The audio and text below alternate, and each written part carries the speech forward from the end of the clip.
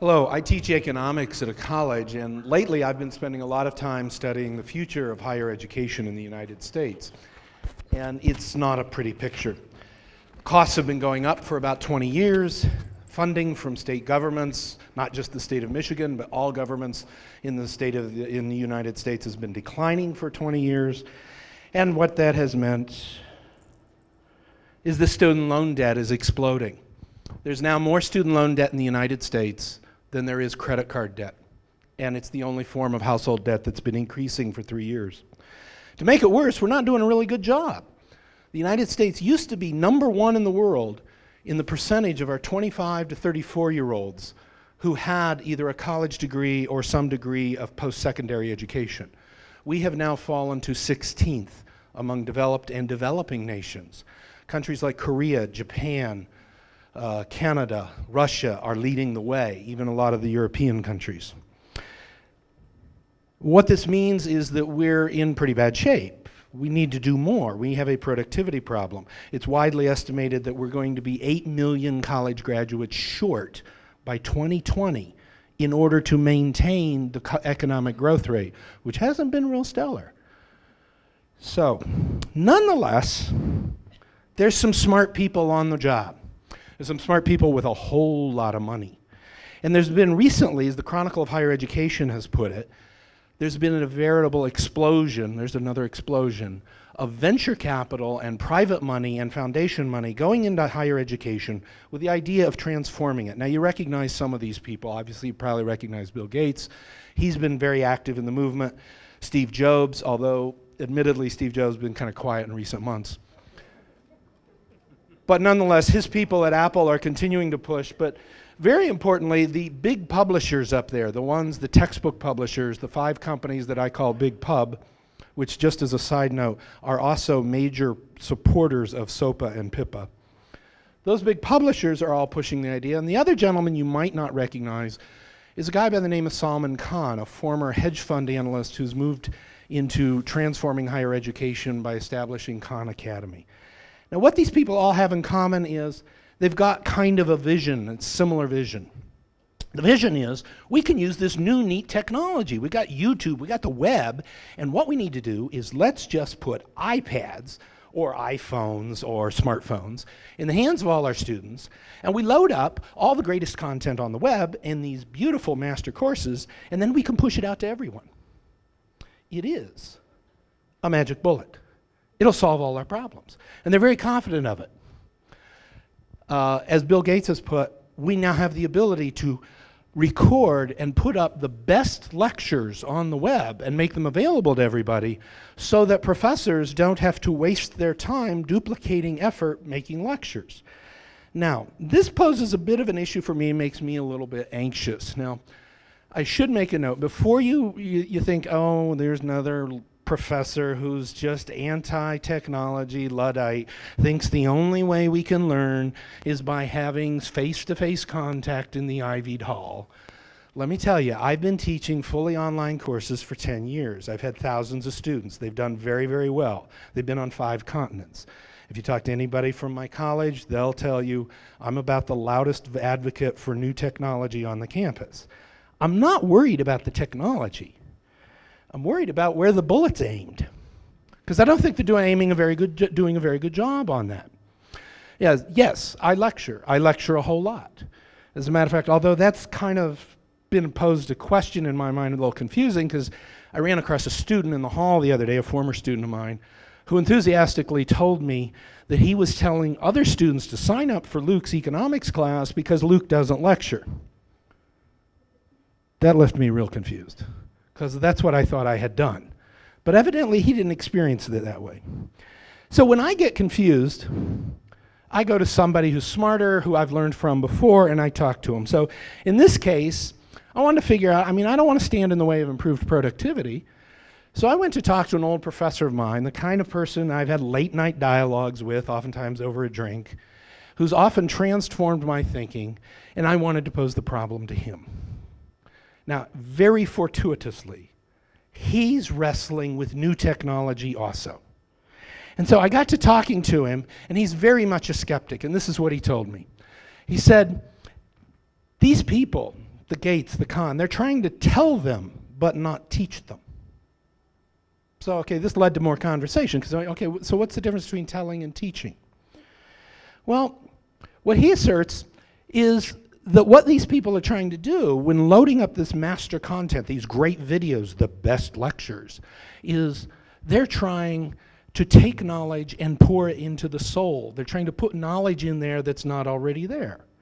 So after we talked a little bit, I kind of put it this way in my terms, and that's kind of what I think they're trying to do. What they're trying to do is to take, they're viewing the student, the learner, as kind of a blank slate. And all we have to do is put this funnel in the top, and then we can just jam in the best content. And as a matter of fact, if you listen to the people, because usually you can't talk to them, you have to listen to them, what you'll find is they talk about content. Get the best content, get the best lecture, get the most interesting content. We put that on the web. So we kept our conversation going, and as he explained to me, my old professor, what he explained is that that's not how learning happens.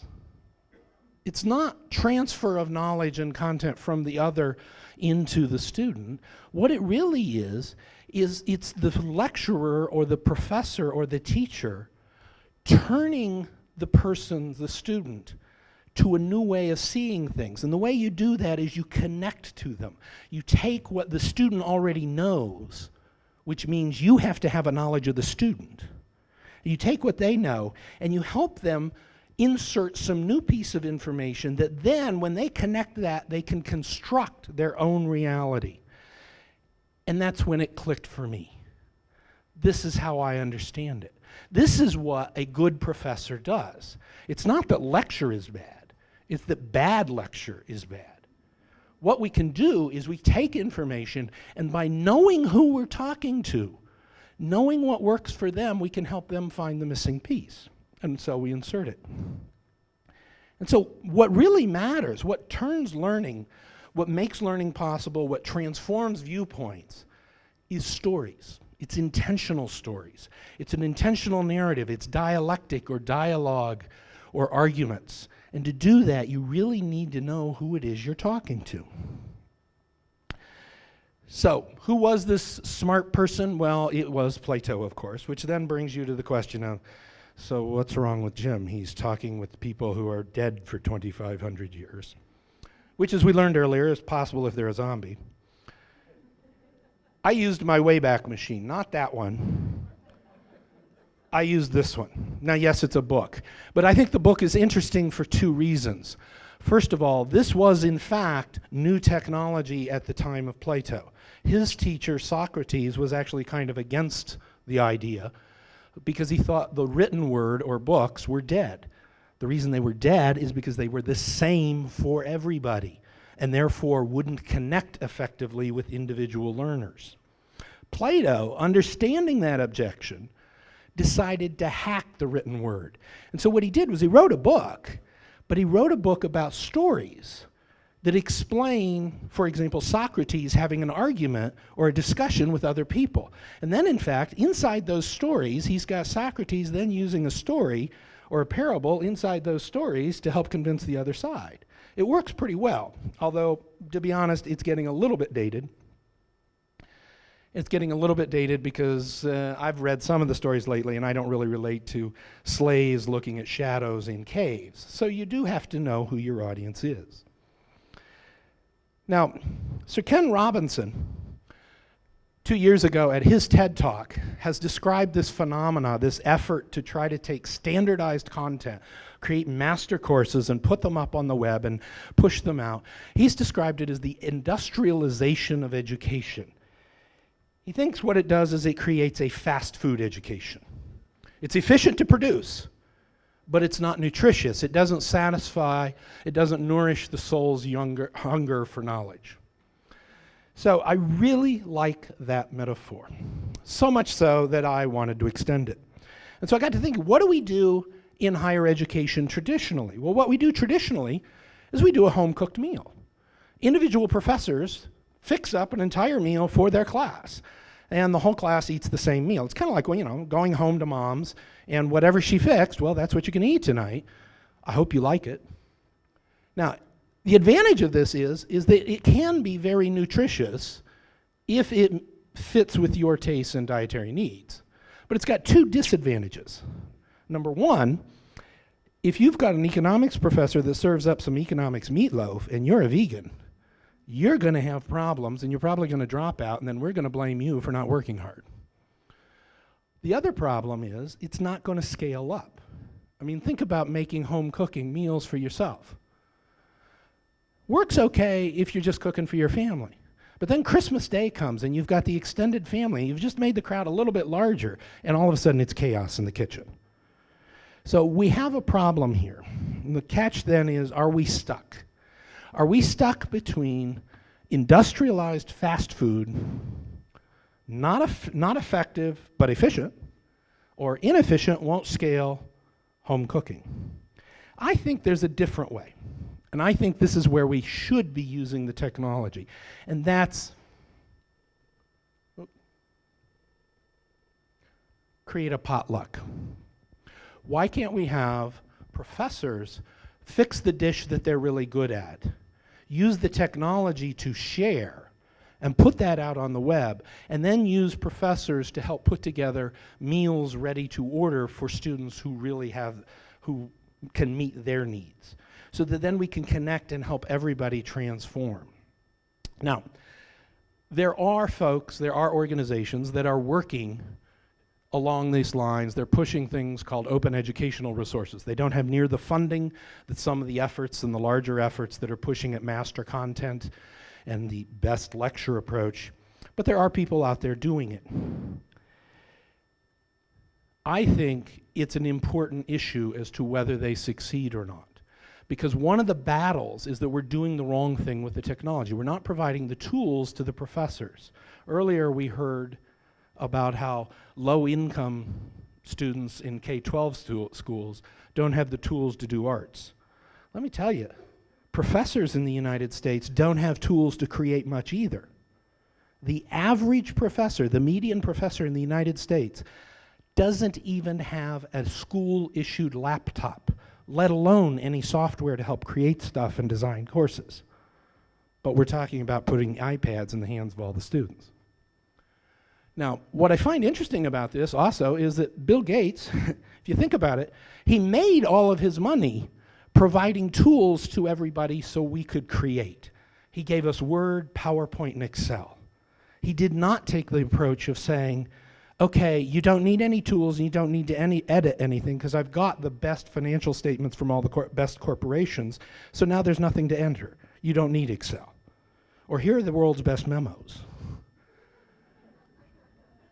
Instead, what he gave us was the tools. That's what we need to do. Now, what's at stake here is a little bit more than just degrees, certificates, or something as trivial as how successful will the US economy be in 2020.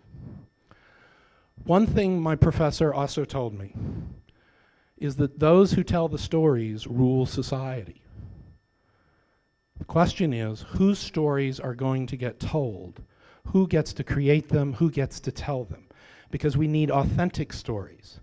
It's only when someone's authentically putting together their story for a particular group of students that it really connects and that it transforms. Anything else is just trying to read a script, and there aren't that very many good actors. So, as far as I'm concerned, I think the future of education, the one I'm excited about and the one I'm committed to, is the one where all professors can gain their voice so that we can put together the right stories for students and we can share them and put them out there so that we can transform. Because this country was built as a melting pot, some call it a salad bowl. I think of it as a mashup. And I think what we need is a higher education where we can mash up the best of what all of us do and share it so that we can have the stories, so that we can have a higher education that's worthy of the country. That's what I'm committed to.